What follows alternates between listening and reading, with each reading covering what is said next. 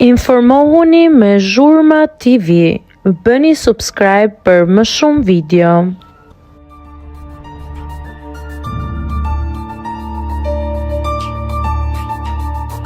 U diagnostikua me sëmundje të keqe në mushkëri.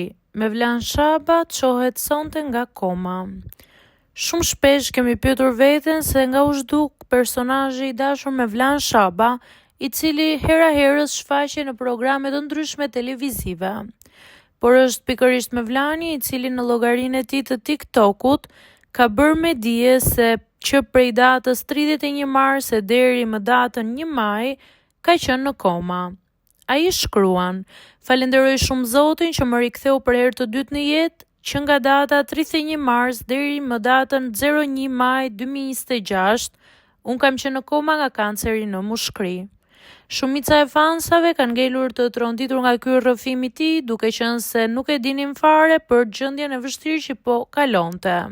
Shqyr Zotit, ai shprehet se çdo gjë është në rregull dhe jemi të lumtur për këtë fakt.